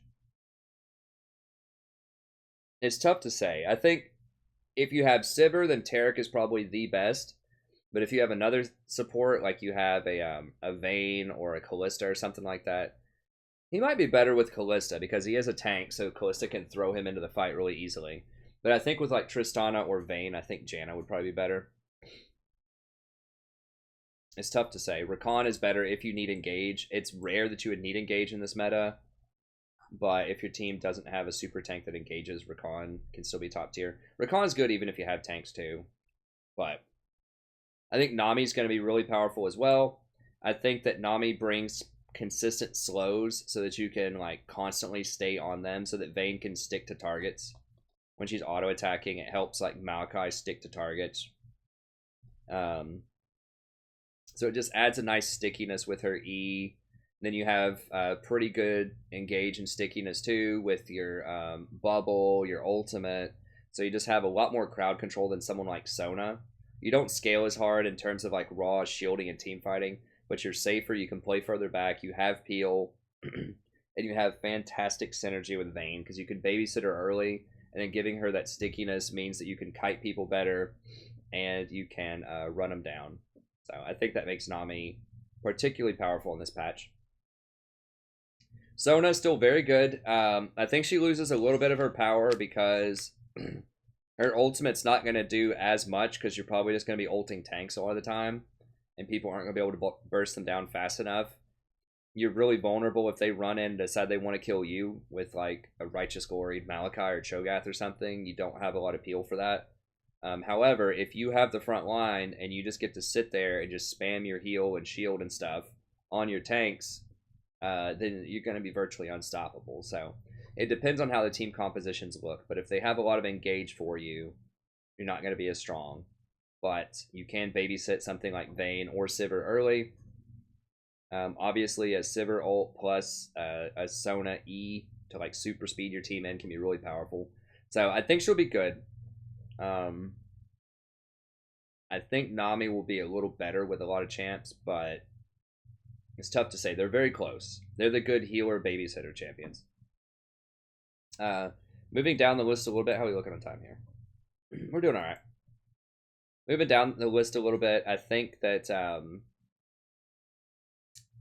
Soraka is going to be really powerful too. Now, Soraka falls victim to Executioner's Calling a lot more than Nami and Sona do. They have other utility stuff they can be doing. Soraka is basically just a heal bot. And she is very vulnerable if they dive you. There's very little escapes that you have.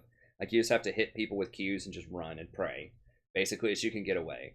So, she is very good at healing up your tanks. Making sure they don't die.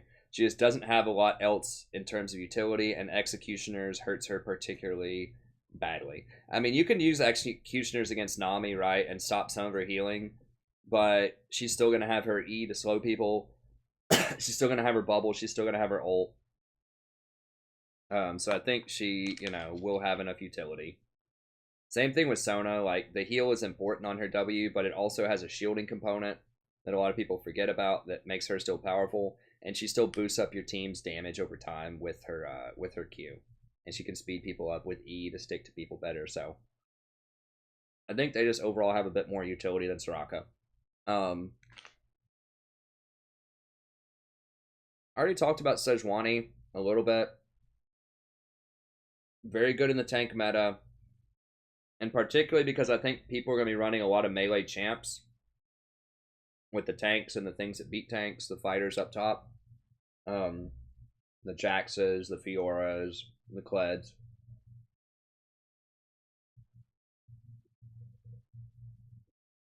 I think that running her as support makes her one of the better tank supports. Because of her, I talked about before, her interaction with her E, where other people can stack it for you. I think it's superior to Braum if you have at least 2 other melee champions on your team.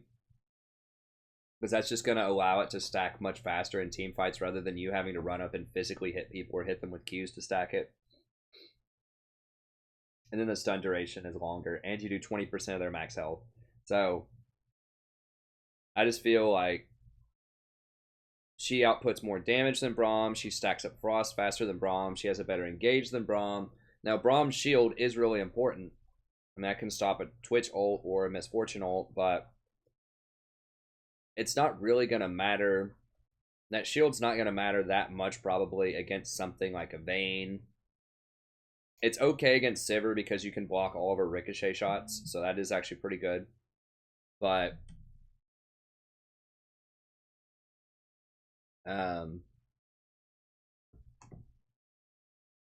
I still think she's going to be the premier tank as long as you have multiple melees on your team, which I think should be fairly common. Other than Taric, of course. I think Taric is the #1 tank right now, but I think that she's going to be competitive. I think she'll be good. Braum, however, is still really good. Now, Braum's better if you don't have as many ranged champions. He has a decent answer to Sivir because you can block all of her ricochet, which is very helpful. So he's an okay answer to Sivir. So he's good. I mean, he's good against other ranged champions. He does apply that slow. He does have an AoE knockup. He doesn't have any plus healing and shielding. Sejuani can also run Ardent Censer because she has decent AP ratios on her stuff. And she naturally just has a ton of resistances off of her passive when you first get attacked. So you can engage without needing, and she can engage where Braum can't really engage. Like, she can start a fight with Glacial Prison, or she can just charge in with Arctic Assault, or he can throw a ball on you and just ult off of you. Whereas Braum really doesn't have a very good engage mode. She's also safer. She can run away with Arctic Assault if she's warding, for example. So she has an escape gear, whereas Braum really doesn't if he can't jump to an ally, which is very frustrating. So I think that she's overall just a little bit safer than him as well. This extra tankiness off of this passive, especially when you engage a fight, allows you to run something like Ardent Censer. Because you do have, a decent ratio on your on your ultimate, you have a total of a 1.2.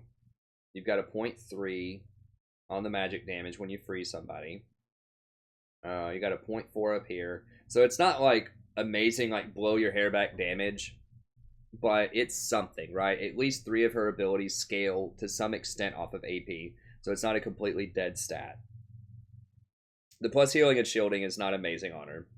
So I mean, if we're being honest, Ardent Sensor is not the best on her as it would be on something like a Rakan. However, it's an option. It's an option. I still think that you would probably want to go something like Zeke's Knight's Vow Locket on her, but Ardent Sensor's on the table if you need to do it. If you have like a really fed Vayne or something, I think that's on the table. Whereas it's not with Braum. Okay, Thresh.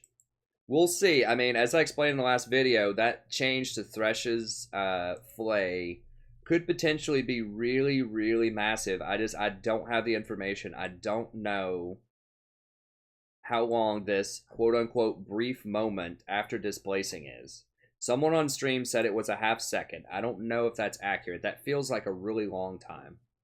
If it was just a quarter of a second even, that would be really powerful. But removing any kind of stun for a duration is a big, big, big deal. So I'm not sure that it's going to completely throw Thresh in the gutter. It just depends on what that means. But if it means that people can fairly easily dodge a Flay hook now, whereas it was almost impossible without a flash before, if that's what it means, that can be a big problem. Thresh is also just overall a little bit weaker on this patch. He's not the greatest in a tank meta because, you know, if you hook a tank, it's really not going to matter. You don't have a lot of damage. You don't have a lot of scaling. You have your souls. They don't really matter that much. You don't have any kind of healing and shielding. Remember that tanks scale very well with healing and shielding because they have very high resistances and high HP. And fights are going to go on much longer. So the longer a fight goes on, the more heals and shields you can put on people, the more you're going to outscale just raw, hard engaged champions like Thresh. Like, Thresh wants to be in a meta where he hooks somebody, goes in, kills them. Like, that's what you want. Same thing with Blitzcrank, who's right below Thresh. You're not going to have as many opportunities to hook an instant kill when the enemy team has something like Cho'Gath Nasus on their team. Cho'Gath Nasus Taric. Sivir, who can spell shield it. You know, Talia, who can play really far back. Azir, who can play really far back and knock you away after you hook him with the ultimate. So I just think that the meta is shaping up to where hook champions, hard engaged champions are going to be in a really tough spot if they don't have other utility. So he has virtually no damage and all he can do is hook. He can save people with Lantern, but that also loses some viability because it's like, okay, Sivir just ulted, the Maokai and the Cho'Gath are running at you now. Thresh can Lantern you away, but they have that movement speed for 8 seconds. And they have Righteous Glory, and they're coming at you. So they're just going to run you down and kill you anyways. So, yeah, you can still Lantern over walls and stuff. I'm not saying that completely makes Lantern worthless, but I am saying that it definitely makes it more difficult in a lot of situations to Lantern to safety when there's just so much mobility from items and champions that are going to be popular in the meta. So, I think Thresh is definitely taking a big hit right now. And once again, Flay. Okay, Flay stops people from engaging, right? Well, it's not going to stop them if they have Righteous Glory or a Sivir buff on them. Or if you're withered and you can't run away. So I just think that he doesn't have plus healing shielding. Hooks don't matter as much. It invalidates his Lantern at least a little bit because people are going to be so fast they'll just run you down anyways. And they directly, potentially, hugely nerfed him off of his E. So we'll just kind of wait and see how that plays out. So I think that's going to hurt him for sure. I still have him in tier 2. He's very powerful. He does have a lot of utility. But I think he's a lot worse. I think he's certainly worse as a tank than Taric, Sejuani, and Braum right now. They just bring a lot more to the table. They do a lot more damage over time. They have a lot more utility for this type of meta, right? So in a meta that's full of tanks, I think those are better against tanks. Blitzcrank, same deal. You know, if you can manage to hit the squishies, that's good. You can pick them off, but I think it's going to be a lot harder. I mean, the kind of squishies that are going to be good are going to be hard to hit, right? It's harder to hit a Kalista. It's harder to hit a Vayne. They're very mobile. It's really hard to hit Sivir because she can dispel shield your hook. You could maybe get Trist. If Trist times it right, she can actually jump out of your hook, I believe. I'm not 100%. I know Ezreal can E out of it. I think Trist can ult out of it, or W out of it if you time it correctly. I don't know. That's for really high-end play. But it's just going to be hard to get these champions. It's much easier to hook a Misfortune, to hook a Jhin, to hook a Draven. You know, these champions that are much more immobile. To hook a Xayah without an ult. But these new age champions in this tank meta are going to be much more mobile, and it's going to be a lot harder to hook them anyways. And then there's going to be 2 or 3 tanks on every team probably, so that's going to be rough. Okay. So that's why he fell 6 spots, and that's why Taric rose 21 spots. Taric should have been, you know, if I had actually played games with Taric last patch before I did the tier list video. Remember, I always do the tier list before I play games on a patch. If I had actually done that, Taric probably would have been tier 2 last patch, but I just didn't have time to actually play him in game. Okay, Karma. I think Karma is going to be better. It's tough to say. This is ambitious to put her up this high, but she's another person that has the boost. You know, with her ultimate Mantra'd Shield, you can run allies in and get those tanks onto the back line. So historically, Karma has been very good in a tank meta as well for the same reason Sivir is, boost people in. So you can actually run Sivir Karma. Used to be like the go-to pick in like winter of 2016 when Sivir was last really good with tanks. I think that was it. Anyways, last year. So I think I don't know. They have nerfed Karma a lot. They also introduced Doran's Shield, so she's not nearly as strong early game. But she does push really well, and so does Sivir. So, you know, you might run into just a push them and charge them later on. Just push, push, push, rotate, charge. So if that's the case, I think Karma could be really good.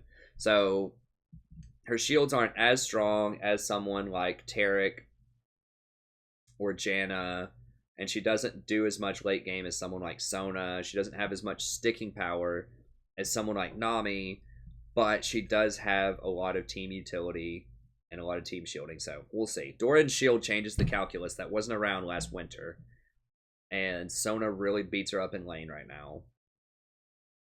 But I think she could be really good. Trundle's another one that I'm going to put up a little bit higher here.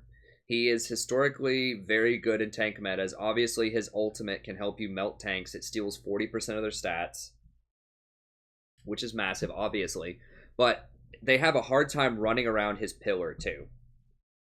So unlike a lot of other abilities, it creates like obstructable terrain that adds a slow. So if someone's trying to run in with a Righteous Glory, you can just drop a pillar right in front of them, and it'll slow them down quite a lot because they have to move all the way around it.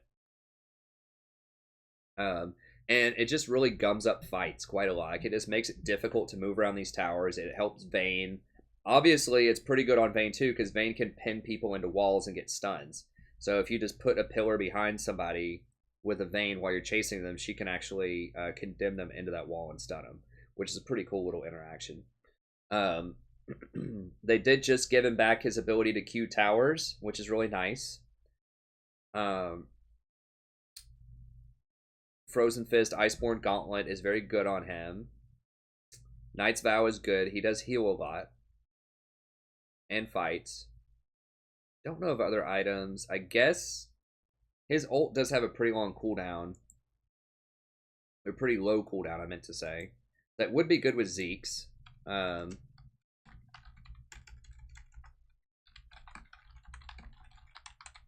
having Sivir on your team would allow you to get closer and stick on people. I had thought maybe Trundle could be the person that could counter Nasus top, but the problem is any of those double, like, people that rely on lifesteal aren't going to work against him because he's going to have Thornmail, which is going to cut your lifesteal in half, you know, 50%. So that makes it very difficult because he's just going to bop you with his Q a couple of times and you're not going to be able to lifesteal through it. Yeah, it's a really low cooldown ult. So you could actually subjugate someone, steal 40% of their armor and magic resist. And then Pillar of Ice, you would max Pillar support, of course, for that 50% slow field. After you subjugate. And I guess you could run Talisman of Ascension with him. I don't know. That might be too cute. Hey, you could run Righteous Glory if you wanted to with him. So you could subjugate Righteous Glory, run in there, and then that should slow them down enough where they have 40% of their armor shredded, and then your Zeke's goes off so that your person does an extra 50% damage, and that should hit like a truck. So you can escape, you get a bunch of extra attack speed, and you steal their AD. They were going to buff this, they haven't buffed it yet, but being able to spam this is really nice too. So we'll see. And he heals for quite a lot, so he's alright. He can chomp towers now. It does reset his auto attack, which is good. We'll see. I mean, the big nerf that took him out, if you're wondering, well, why did people stop playing him as support? Because they added a lot of extra cooldown to his pillar. I think it lasts for, what, 6 seconds, and I believe that it used to go down to 10 seconds. So I think the cooldown used to be like 18 to 10. And at 10 seconds, if you have 40% CDR, you could have 100% uptime on the pillar. Because it's up for 6 seconds. And they thought that was too oppressive. So they nerfed that, and they nerfed his Q chomp, so he couldn't chomp towers. They gave him back the chomp, but they haven't touched pillar, so we'll see. Trundle used to be really, really good in the past tank meta, like January 2016 with Sivir and all that stuff. Trundle was a top tier support. So I'm going to tentatively put him here at tier 3, out of the gutter.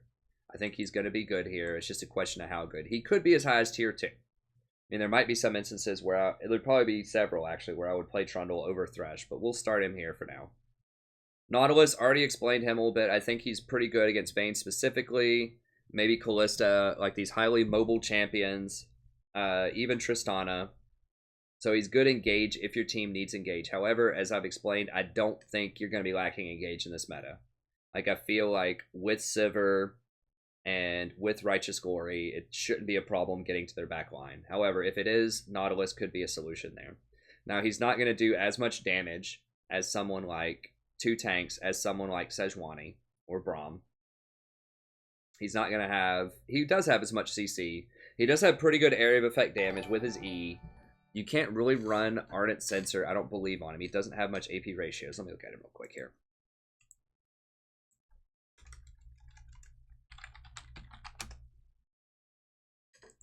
I don't believe he has a lot of AP ratios.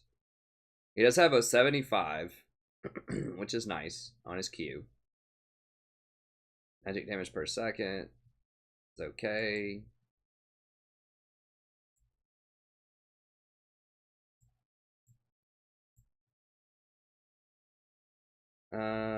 Total single target damage.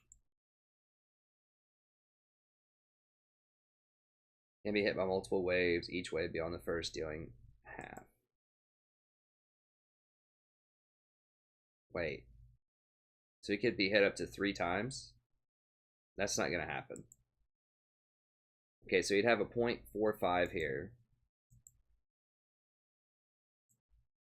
Yeah. I don't think he's going to get hit by 3 waves, but it would be easy to get hit by 2, I think. So that's pretty, I mean, that's pretty decent, a 0.45 ratio here.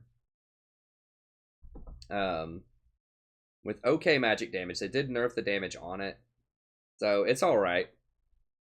Then his ultimate does actually quite a bit, a 0.8. So, I mean, he could actually run Ardent Sensor then. So you could run Stoneborn Pact Ardent Sensor on him because he has decent AP ratios. Pretty low cooldown. So you could run Zeke's Ardent on him. He does hold people in place very well for Zeke's.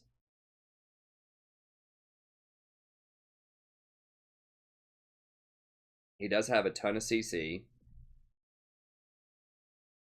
So, we'll see. We'll see. He doesn't have a lot of healing and shielding, as I explained before. I think that puts him a little bit behind something like Rakan or Taric. But, I mean, maybe he deserves to be up there with, like, Sejuani and Braum. He is very reliable. Like that ultimate, you point click somebody, they're gonna get knocked up. Unless they have like Zhonya's Hourglass or something.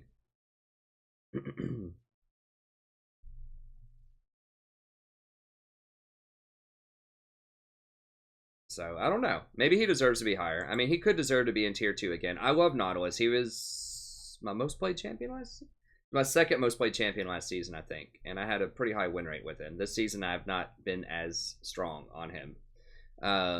But this might be his time to shine again. We'll see. I hope so. He's a lot of fun. Nunu's another one that I put higher than a lot of people might.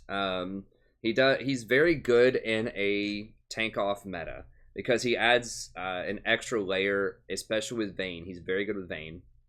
We'll go ahead and pull up Nunu too. It's another one people may not be familiar with. I'm going to have a Nunu guide here pretty soon. Nunu support guide. But he, consume is pretty garbage on support. It's okay, but it's not great. Blood Boil is the real reason you would get him. You can give your Vayne 50% attack speed, 13% move speed, and it lasts forever. Like, it's just permanent uptime, pretty much. So, that's really nice. I mean, that move speed is a pretty big deal. So, like, 13% if Vayne's base is, like, 325 is basically going to give her, like, 42 move speed or something like that. It's quite a lot. Maybe more than that, or like 45 total move speed. So it's like a boot and a half or something that she gets. So that's really good. Ice Blast cripples by 25%. I talked about crippling earlier, either in this video or the last video when I was talking about Nasus. But that's a really powerful effect. So, for instance, if you have a base 1.0 attack speed, and this is how it works. We have a base 1.0 attack speed, and you have 50% extra like bonus attack speed. Then that goes to 150, and then the cripple applies. So if you have a 50% cripple, then it takes it down, the entire thing knocked out by 50%. So you go down to 75 base attack speed. I just did that because that's a lot easier math than the 25% there. But the moral of the story is crippling is very, very strong. Like a 25% cripple, I think in a lot of instances would probably cancel out, not exactly mathematically, but it would be close to canceling out a 50% bonus. Like 33, it's something like that. It's really strong, okay? That's what you need to know. Crippling by 25% is really, really strong. And then the slow by a certain amount is pretty good. And he has a 0.9 AP ratio, so he's very, very good with Ardent Sensor. A 0.75 on his self-heal too, which is pretty big. So if you get 200 AP, you know, off of Ardent Sensor items, well, you probably won't get that high, but even like 100, you eat something, it'll heal you back for a pretty good amount. So it's a really nice slow. 65% for 2 seconds, non-decaying with a cripple. So that's very good against other auto attack 80 carries. So like Kalista, Vayne, Sivir, great against them. And then of course you can use your absolute zero, very low cooldown. You can use it with Zeke's, and it'll slow everyone down. So it'll allow your Vayne to kite. It'll allow your Tristana to kite. Everybody can kite, and it's going to do massive damage if they don't get out of it. And tanks aren't. The tanks that are popular right now do not do a good job of running out of stuff. So, he's okay. I don't think he's top tier, but I think specifically with Vayne, if you just want to go for, like, the ultimate, like, massive damage powerhouse, and they don't have a lot of engaged champions, like, let's say they have, I don't know, Taric Lucian or something like that, and then they have, like, a Malachi top, and you know, some other like a Shyvana jungle or whatever, just stuff that's not going to be able to get through Nunu very easily. You pop Blood Boil, plus your Zeke's, plus your Ardent Sensor buff, and you are going to light people up. I've talked about this before in my well, I can just show you here really quickly. Let me just pull it up, because no one ever believes me about Nunu. I'll just pull it up here real quickly. We won't watch the whole thing. think it was this one. Everybody, welcome back to Airplane of the Game of League of This Legends. is I'm the Stretch Professor. Rakan game. Okay, so I'm just gonna pop to the end here. I want you to watch what happens with Nunu. We have an auto attack 80 carry. Alright, so I've got Ardent Sensor, I've got Zeke's. Okay, we're just kind of goofing around here, and we move up a little bit more. Okay, Jinx is finally showing up. I want you to watch what happens here. The Jinx does have some kills, she's pretty powerful right now. But check this out.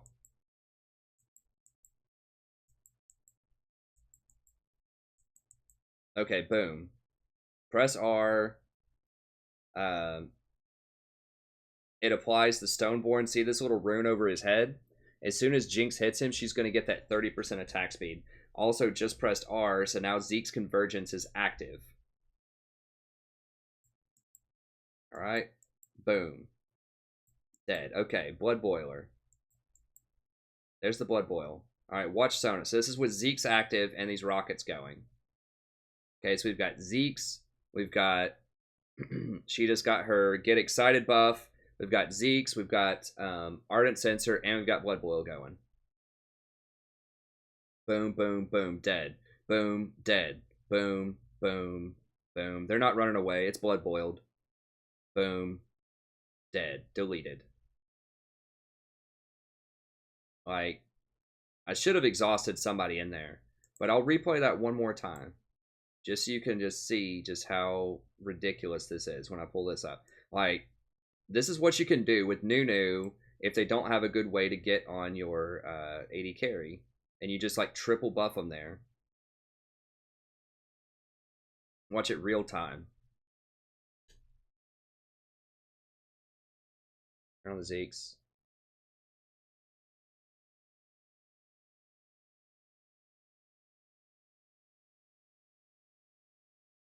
Now, a lot of that is Jinx being strong, but at the same time, like, I'm buffing her up so much. She's doing 50% more damage and, like, 80% extra attack speed or something like that. It's pretty nasty.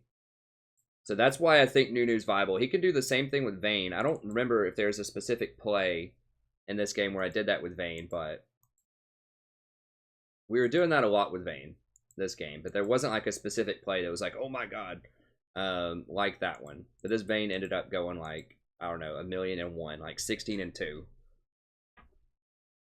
That game. So Nunu is a little wacky, but he's very good in the right situation. He's a niche pick. It has to be into the right composition, but he can be exceptionally strong if you're just going to slug it out and just start trading autos with the other enemy 80 carry. That can be good. Gragas is okay. I've talked about Gragas quite a lot in the past. Okay, we need to wrap this up. This is getting really long now. I was hoping this would only be like an hour to hour and a half. He's okay. I mean, the nerf to his ultimate does hurt him quite a bit as support Gragas, because obviously that's one of your really important engage tools. So he's alright. I just feel like Nautilus, Nautilus, Braum, Sejuani, Taric, I think they're all going to be better. Rakan as a premier engage champion. Tahm Kench is a little rough right now. I still love the Kench, but his primary purpose is to stop your 80 carry from dying to crowd control, and I just don't think that's going to be a major threat right now. Like, I don't think people are going to be running Ashe. If they do, it's their funeral. I don't think that Ashe is going to be as strong. I don't think that Blitz or Thresh are going to be as strong right now. I don't think that Morgana is going to be as strong. I mean, Morgana's little black shield is not going to save you from a legion of tanks swarming you. Or swarming your 80 carry. I don't think that's what this meta is going to be all about. So Kench is okay, but I mean, he's pretty good in pro play because you can rotate really easily with him. You can bring in the jungler pretty easily, but I just feel like the other tanks above him are just going to outperform. Lulu is all right. She is good with her attack speed at boosting up something like a Vayne, boosting up something like a Kalista. But a lot of Lulu's power lies in her early game harassment, and because of Doran's shield, I don't think that's as good anymore. Also, Sona just beats her up really hard in lane. So does Nami, and those are both top tier champions that you're going to see a lot of. So I don't like it. I mean, Lulu, also polymorph is one of the main reasons you pick Lulu. So her W crowd controlling someone for 2.5 seconds is wonderful. doesn't matter if they're a tank. They're just going to wake up and start CCing again. That's really most useful against assassins. And the same thing with her ult. Like, yeah, you can give someone a little bit of extra health for a limited time, like once. It's not going to matter. They're just going to kill them anyways a lot of the time. So she doesn't scale very well with plus healing and shielding because they nerfed her base shield. It's okay. Her ultimate does not scale with plus healing and shielding because it's just an infusion of health. So I just feel like her scaling is a bit low. I mean, her W is very, very good if you put it on someone like a Vayne or a Kalista. So that's why she's still good. Like, she's still viable. I just feel like there are probably better picks. You know, most of the time I'd rather just have Janna, Sona, Nami, something like that. But Lulu's still alright. She's just a little vulnerable. Also, if you have the huge, like, swarm of tanks coming in, you're just going to get dogpiled and killed. A lot of the time. Zyra's the best of the AP supports. I wanted to keep one of them in the top 20 here. Because I know people do like AP supports, but it's tough. I mean, if you have Draven and you're just going for I want to punish this Sivir really hard in lane, or punish the Vayne, you could maybe run Zyra. Sivir is very good against Zyra because she can spell shield your E. Vayne's also pretty good because she has an easy time dodging your E if she like knows how to play Vayne at all. Same thing with Kalista. It's hard to lock on. Zyra's just in a really tough spot right now. I described it above in the meta section, so I think she's still the best AP. Vel'Koz might be pretty good at shredding tanks, but he's very vulnerable to getting dogpiled. But it's alright.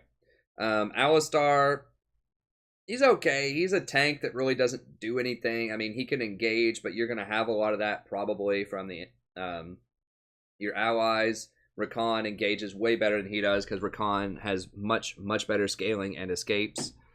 I just think Rakan is just strictly a better Alistar. Like, Alistar can dive towers if you really need a tank to dive a tower, but I don't think those are going to be in short supply on this patch, so I don't know. I still feel like Alistar is pretty lackluster. I know people have commented and said, but pro players have been practicing him. I mean, maybe. I could be wrong about it. I just feel like the other tanks are better. Excuse me. I've been talking for like 4 hours at this point on these videos. But yeah, I just feel like the other tanks are better. Nasus is the final one that I'm going to talk about here. I'm just putting him here. I'm not sure where he's going to fit in.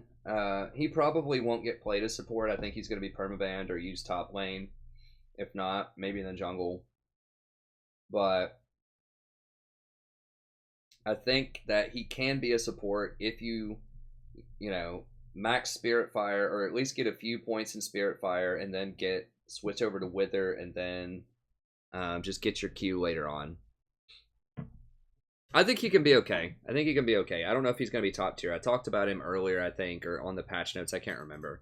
But he does have a pretty good kit now.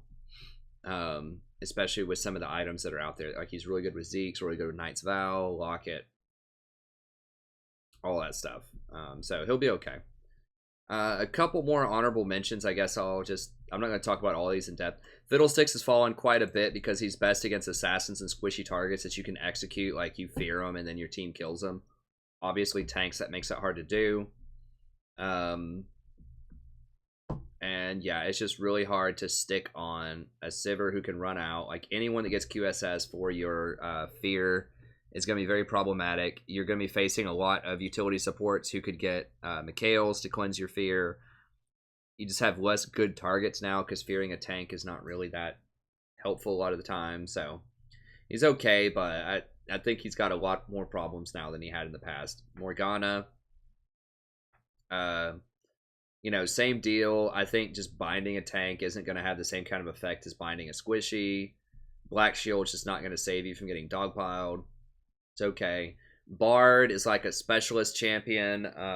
You can do damage early and pressure early, which is in short supply right now. But I think he just is going to get murdered and stampeded by tanks. It's like he has some cute interactions, but I just don't think he has enough meat. I just don't think he's he's going to be strong enough right now in the current meta. At least if you're a Bard specialist, maybe you can get it to work. But he just has too low a scaling on his abilities. Cho'Gath is okay. I tried him as support last night on Viewers Night. It was interesting. I think there were probably better choices. Same thing with Galio. He's got some good like CC and stuff he can do, but I just feel like they're just better tanks. Same thing with Leona. Leona has really good engage, but she has no escape. If you want to do a Leona like hard engage type of thing, I would highly recommend either doing just Rakan or Sejuani or even Nautilus. And then these other ones, Zillion I get asked about a lot. I mean, he's conditional. He's okay. I think he gets a lot worse with tanks. Because, yeah, you can bomb someone or slow them, but I don't know. I just feel like he just doesn't do enough. Like, he's okay, but I feel like he's better in an assassin meta when people are going to die really quickly and you can put your ult on them. Otherwise, you're just kind of sitting around tossing bombs on people, maybe speeding someone up. I don't know. I feel like he'd just be sitting around. Malachi might deserve to be a lot higher. Actually, I'm going to go ahead and put him higher. Because he might deserve to be in the tier 3, but I'm not sure as support after that nerf. So I'm going to go ahead and move him up there. Like, he is very tanky. He can use Ardent Sensor. He can use Zeke's. He can be quite powerful. So I'm going to move him up there. I think he could actually be pretty good. He might deserve to be in tier 3. Maybe potentially even in a tier 2, but at a very minimum, I think high tier 4 is probably where he belongs. Probably higher. I forgot about him when I was making the video. I forgot I had him down so far. Yeah, that's about it. I mean, Brand's okay. I just think Zyra's a better version of Brand. Misfortune's interesting, but you're just going to get run over by tanks. Malzahar is a shadow of his former self as support after they nerfed his minions. Sion, I get asked about all the time. He just doesn't do enough as support. He just offers some very limited CC, no damage, very low scaling. Oh, I moved Nasus way up earlier. The rest of these are kind of similar. Okay, well that's gonna be it. Thank you very much. Hope you enjoyed it. And yeah, I'll see you next time. Have a good day. Let me know if you have any questions, comments, or just let me know what you think about it in the comment section. See ya.